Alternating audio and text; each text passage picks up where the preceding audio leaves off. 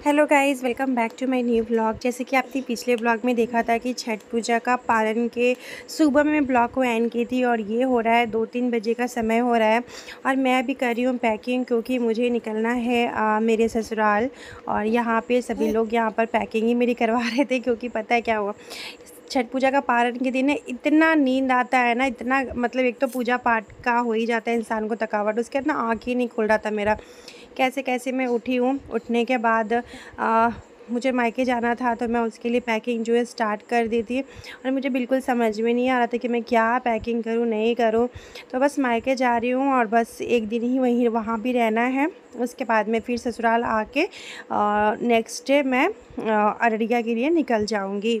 तो अभी यहाँ पर मुझे मुन्नी दीदी जो है वो खोइचा दे रही थी और इसके बाद मैं सभी लोगों का आशीर्वाद लेके निकल चुकी हूँ मायके। और ये है मेरी सास।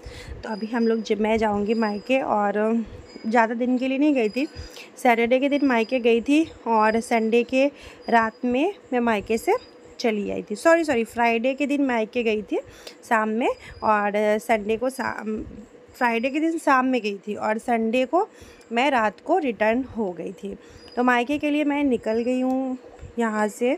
और ब्लॉग्स तो मैं वहाँ डाल नहीं पा रही थी क्योंकि नेटवर्क इशू थोड़ा था और फिर एडिटिंग भी नहीं कर पा रही थी। नेटवर्क इशू तो था ही बट एडिटिंग भी नहीं कर पा रही थी क्योंकि ससुराल में तो वाईफाई नहीं लगवाई हुई हूँ, लेकिन मायके में छोटे वाले भाई को काम पड़ता है तो वो वाईफाई लगवाया हुआ है। लेकिन वहाँ भी मैं जाके वीडियो एडिटिंग करके डाल सकती थी पर मैं नहीं डाल पाई।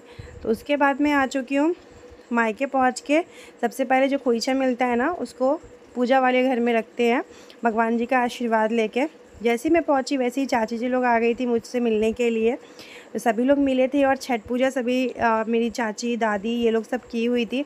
तो सिंदूर होता है कि एक आशीर्वाद होता है, तो बस इन सब का आशीर्वाद मुझे मिला। इससे बढ़ के मेरी लाइफ में कुछ नहीं है क्योंकि सिंदूर से इम्पॉर्टेंट मुझे नहीं लगता कि एक सुहागिन के लाइफ में कुछ भी होता है। मुझे बहुत अच्छा लगा कि दादी और चाची दोनों जैसी मैं पहुंची दोनों वैसे ही सिंदूर लगाने मुझे आ गई थी छठ पूजा का। और यहाँ पर देख सकते हैं मेरी चाची जी की गोदी में मेरा छोटा सा बाबू है। उसके बाद पापा का मस्ती चल रहा था अपने नाती के साथ क्योंकि मेरे पापा को बहुत मतलब पहली बार मिला था बाबू पापा से। और मैं भी बहुत दिन के बाद भाई की शादी में मिली थी अपने पापा से, उसके बाद पापा से मिली नहीं मैं। एंड ये है नेक्स्ट डे का, मैं प्रॉपर ब्लॉगिंग नहीं कर पाई हूँ उसके लिए सॉरी आप सभी से। मैंने थोड़ा थोड़ा सा ही वीडियो शूट किया है सभी जगहों का जो आप लोगों के साथ यहाँ शेयर करी। और ये है मेरा क्यूट सा प्यारा सा भतीजा जिसके साथ ईशान देख सकते हैं ये भाग रहा है खेल रहा है। तो थोड़े थोड़े से जो होते हैं ना मेमोरीज़ जिसे हम कैप्चर कर सकते हैं, तो वो सारी मेमोरीज़ मैंने कैप्चर किया है। और यहाँ पे ईशान को देखिए ये ना भाग रहा है बार बार उसको देख के कि मेरे गोद में क्यों डाल दे रहे हो, जैसे उसके गोद में डाल रहे हैं ना वैसे ही वो भाग रहा है। तो मुझ में ना देख के मेरे को इतना हंसी आ रहा था ना। और कुछ लोग बोल रहे थे आपका भतीजा अभी कितने दिन का है कितने महीने का है, तो अभी महीना उसका कंप्लीट नहीं हुआ है। उसके बाद मैं नहाई क्योंकि मुझे अपनी ननद के यहाँ पे जाना था। बहुत बार इतना फ़ोन आया है ना गाइज़, मैं आपसे क्या बताऊँ। मेरे जो नंदोसी है ना उनका तो फ़ोन मेरे नंबर पे नहीं लेकिन मेरे हस्बैंड के नंबर पे इतनी बार आया कि मेरे हस्बैंड मुझ पे चिल्लाने लगे कि जल्दी तैयार हो जाओ, इतनी बार कॉल आ चुका है। तो फटाफट से मैं यहाँ पे सोची कि ठीक है चलो रेडी हो जाते हैं। मैंने अपनी ये वाली साड़ी पहनी है, ये साड़ी मुझे अमेज़ॉन से रिसीव हुआ था जिसका मैंने आप लोग के साथ कोलैब किया था। तो इसका लिंक बहुत ही सुंदर साड़ी और इतनी इजीली इसकी ना मतलब प्लेट हो जाता है ना। सीक्वेंस का इसका ब्लाउज़ है, ब्लाउज़ भी बहुत सुंदर स्टिच करवाई थी मैं। सो अभी मैं तैयार हो रही हूँ उन्हीं के घर जाने के लिए। मैं किन के घर जाने वाली हूँ मैं आपको अभी एक बार फिर से बता देती हूँ। मैं उनके बारे में पहले बता चुकी हूँ कि उनके घर में चोरी हुआ था, मेरी वही ननद के घर में मैं जाने वाली हूँ। तो क्योंकि देखिए होता नहीं है कि मैं नहीं आती तो एक बात रहता, लेकिन जब मैं यहाँ पे आई हूँ तो मैं पहले भी बोली थी कि मैं 5 मिनट के लिए सही लेकिन मैं उनसे मिलने ज़रूर जाऊँगी। तो बस मैं उनके पास जाने वाली थी। मैं सोची चलो थोड़ा सा तैयार हो जाते हैं, बहुत दिनों के बाद मैं उनके पास जाने वाली थी। शादी के बाद मैं उनके पास एक बार ही गई थी और ये मैं सेकंड टाइम जा रही हूँ उनके पास। रीज़न ये है कि देखिए बहुत समय नहीं मिल पाता मेरे पास, 2-3 दिन समय मिलता है जब भी मैं आती हूँ, तो ससुराल मायके यही करती रह जाती हूँ। तो इस वजह से मैं नहीं जा पाती हूँ ज़्यादा जगहों पर। यहाँ पे हस्बैंड कुछ बोल रहे थे शायद तो मैं उनसे बातें कर रही थी। और अब मैं तैयार हो जाती हूँ, साथ में भाई भी। तो ये जो रूम है ना, ये मेरे छोटे वाले भाई का रूम है। तो ये पूरा अच्छे से ना इसने बहुत अच्छे से डेकोरेट करके रखा अपने रूम को। मेरा छोटा वाला भाई ना बहुत अच्छे से, मतलब ये सब कुछ उसने खुद ही खरीदा है। बहुत अच्छा लगता है ना जब आपके पापा के बाद आपका भाई लोग कुछ करने लगता है, अपनी लाइफ में आगे बढ़ता है, तो कितना अच्छा लगता है ना। तो वैसे जब मेरे दोनों भाई आगे बढ़ते हैं ना और अपनी छोटी छोटी सी मतलब छोटी छोटी सी कोई चीज़ खरीदते भी है ना, तो मैं जब सुनती हूँ ना तो मुझे बहुत अच्छा लगता है। मुझे बहुत प्राउड ऑफ फील होता है अपने दोनों भाई पे कि चलो मेरे भाई अच्छे हैं, वो अपनी लाइफ में आगे बढ़ रहे हैं, है ना। देना लेना मुझे नहीं लगता कि बहुत सारी चीज़ों में मैटर रखता है देना लेना, नहीं। मुझे ऐसा लगता है देना लेना इम्पॉर्टेंट नहीं है, इंसान का प्यार बना रहे और सब लोग अपनी अपनी लाइफ में खुश रहे, है ना। ये सारी चीज़ें इम्पॉर्टेंट है। सो चलिए मैं तैयार हो जाती हूँ, उसके बाद फिर आप लोग के साथ मिलती हूँ। Hey guys, welcome back to my new vlog. कैसे हैं आप सभी? आप लोग अच्छे होंगे। तो मैं हो चुकी हूँ रेडी और मैंने पहना अपनी ये वाली साड़ी न्यू वाली। इसका ब्लाउज मैं दिखाती हूँ, कैसे दिखाऊँ, ऐसे देख लो गाइस, ऐसे सीक्वेंस वर्क का ब्लाउज है ये। अमेज़ॉन से मुझे रिसीव हुआ था, तो ब्लाउज स्टिच नहीं था इसलिए नहीं पहनी थी, तो अभी ब्लाउज स्टिच मैं करवा लिया था वहीं अररिया में। और यहाँ पे भाई कर रहा है काम और मैं जा रही हूँ अपनी ननद के यहाँ पे, क्योंकि उनके यहाँ से इतना फ़ोन आया ना कि जा रहा है। कुछ लाना भी है सुबह? नहीं। चलो ठीक है, हम जा रहे हैं। ठीक है, तू अपना काम करो। ठीक है, ठीक है, आते हैं तो फिर मिलते हैं। ठीक है, जाओ ना। तो चलिए गाइस चलते हैं। और यहाँ पे मम्मी मालिश करवा रही है, भाभी खाना खा रही है, और मेरी भाभी खाना खा रही है। इनको हम बोलें कि भाभी आपको टाइम से खाना नहीं खाना है, आपको अनटाइमली खाना खाना है, क्योंकि जो इंसान फीड करवाता है बच्चों को उसको कम से कम टाइम से खाना तो नहीं खाना चाहिए, जल्दी जल्दी खाना चाहिए सुबह सुबह। यहाँ पे मेरा लाडा सो रहा है। तो चलिए मैं आती हूँ, फिर आप लोग के साथ भाभी से मिलवाती हूँ। भाभी आप नहा के सूट पहनिएगा, ठीक है? आएंगे तो रील बनाएंगे। तो चलिए चलते, चल रहे हम बोले सूट, कोई भी सूट पहन लेंगे, कोई भी सूट पहन लेंगे, आएंगे तो रील बनाएंगे। हाँ, चाहे नहा के नाइटी पहन लीजिएगा, हम आएंगे तब सूट पहनेंगे।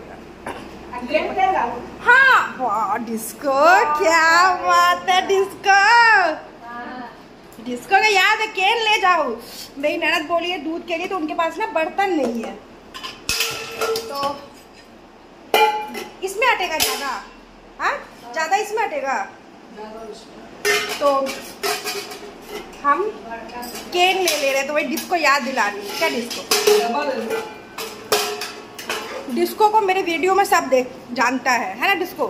हाँ डिस्को आपको पूरा अफजलपुर देखता है।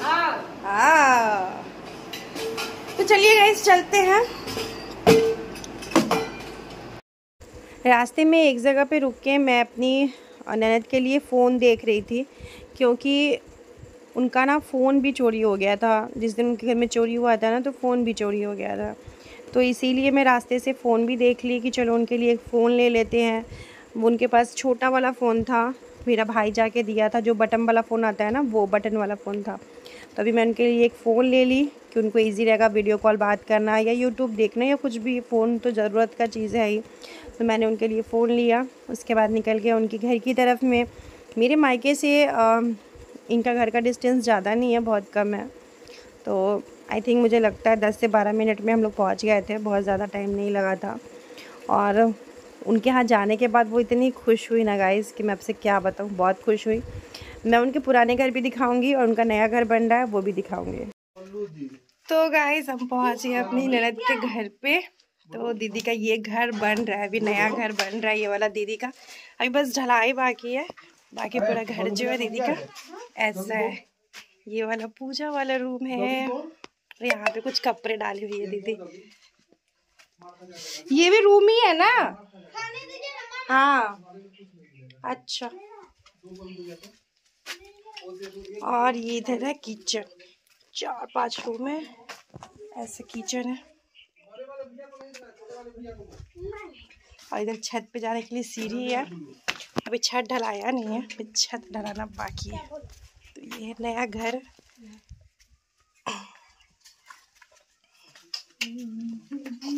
आओ बल्लू जी इधर आइए। आप इतना बदमाशी क्यों करते हैं?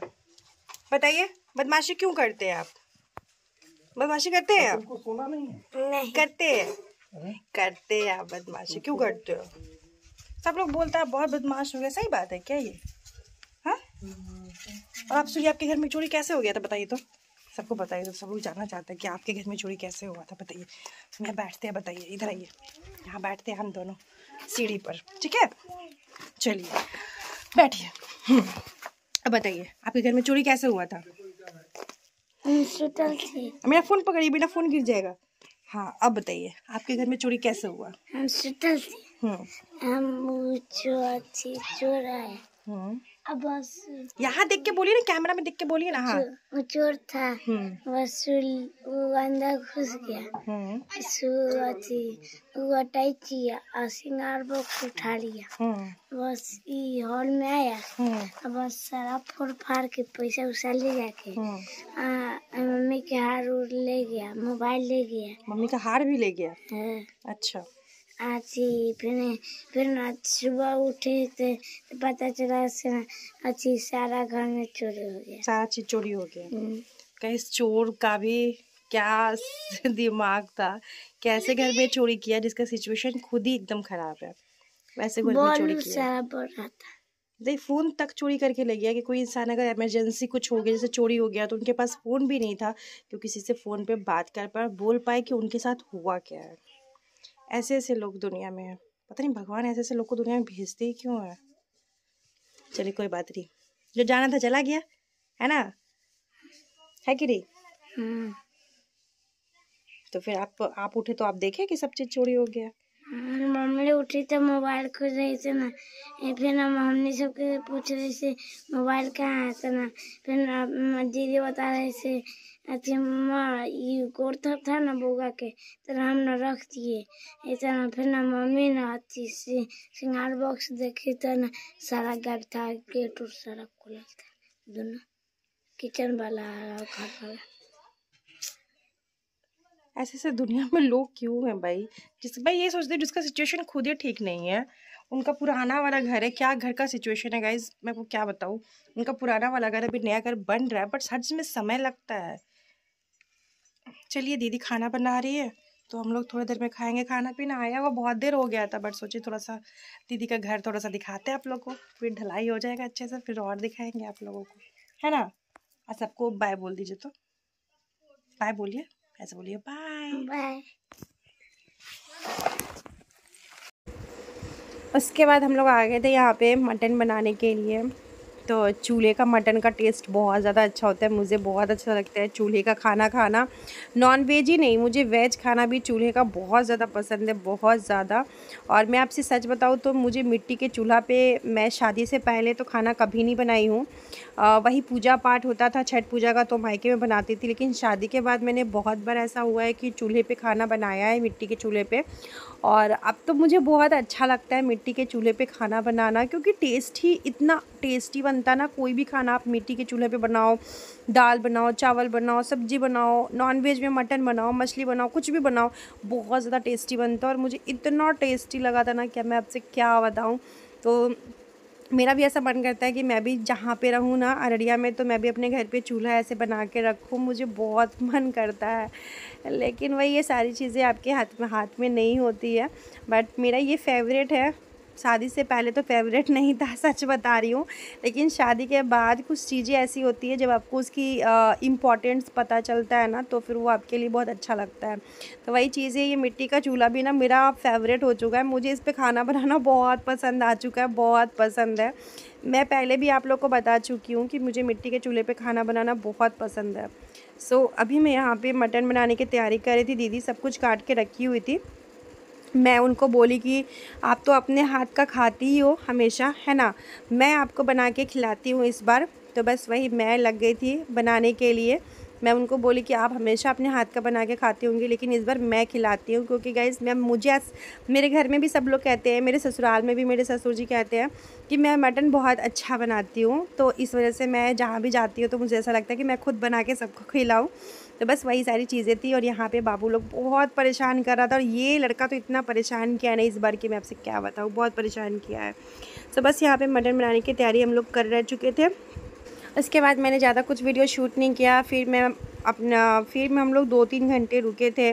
फिर ये 2 केन देख रहे हैं ना आप, 2 केन में ना पूरा भर भर के दीदी दूध दी थी, भैंस का दूध। बहुत ही ज़्यादा चाय वाय अच्छा लगता है खाने में। और अभी पतिदेव जा रहे हैं मेरे ससुराल। तो ये सब्ज़ी ना मेरे भाई तोड़ के लाया था अपने पे, मतलब अपना ही भाई सब्ज़ी ना खुद ही लगाता है, तो मेरे ससुराल भेज रहे थे ये सारी सब्ज़ी। तो गाइस हम आ गए अपने ननद के यहाँ से। आने के बाद थोड़ा देर के बाद पतिदेव चले गए हैं अपने घर पे, क्योंकि हम लोग ज़्यादा दिन के लिए तो आते नहीं हैं, कम दिन के लिए ही आते हैं। तो उनका वहाँ भी रहना ज़रूरी है, क्योंकि भाई बहुत दिन के बाद वो भी आए हैं इस बार। तो मैं उनको बोली आप वहाँ पे चली जाइए, क्योंकि फिर हम लोग को 1-2 दिन में यहाँ से रिटर्न होना ही है। तो ऐसे ज़्यादा बहुत ज़्यादा डिस्टेंस है नहीं, 15 से 17 मिनट का ही डिस्टेंस है मेरे घर से, मेरे मायके से मेरा ससुराल। बहुत ज़्यादा डिस्टेंस नहीं है। मैं उनको बोली कि आप अपने घर पे चले जाइए, और तो वो चले गए घर पे, क्योंकि वहाँ पे पता नहीं घर खाली हो जाता है। तो मैं रिशांक को भी साथ में भेज दी हूँ कि रिशांक अपने पापा के साथ सो जाता है, लेकिन छोटा वाला बाबू ना बहुत परेशान करता है, तो सब लोग वहाँ पे परेशान हो जाएंगे, इसीलिए मैं उसको, तो बहुत छोटा है अभी, तो नहीं भेजी हूँ। तो मैं रुक गई, उनको बोली आप घर पर चले जाइए। तो वो चले गए हैं, कल मॉर्निंग में आएँगे वो, और फिर कल रात में मैं चली जाऊँगी ससुराल। फिर मंडे को मेरा कुछ काम है बैंक के रिलेटेड, बहुत सारी चीज़ें मैं आप लोग के साथ बताऊंगी। तो वो काम करके फिर मैं अभी बैक टू अररिया। सो अभी मेरा बाबू को देखिए, मेरा छोना बेटा को देखिए, ये मेरा गाइस भतीजा अभी सोया हुआ है, इसलिए ज़्यादा नहीं दिखा रही हूँ। आप लोग कहते हैं ना सोए हुए बच्चे को नहीं दिखाना चाहिए। और मम्मी बना रही है आज आलू का पूरी।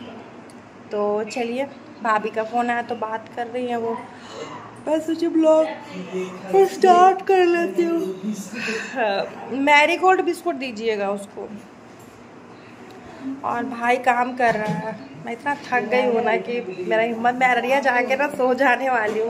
मतलब इतना थक जाऊँगी ना वहाँ जाते जाते, मेरा हालत बेकार है। एक बात बताओ, मैं घर ही पहन के आज ना आती, मेरा घर ही का हालत बहुत बेकार होगा, बिकॉज ये वाटर प्रूफ नहीं है घर ही। तो मतलब घर ही चल रहा है, बट उसके अंदर ना पानी जा चुका है, और देखिए मैं खोल भी नहीं रही हूँ। तो चलिए मिलते हैं आप लोग से थोड़ी देर में।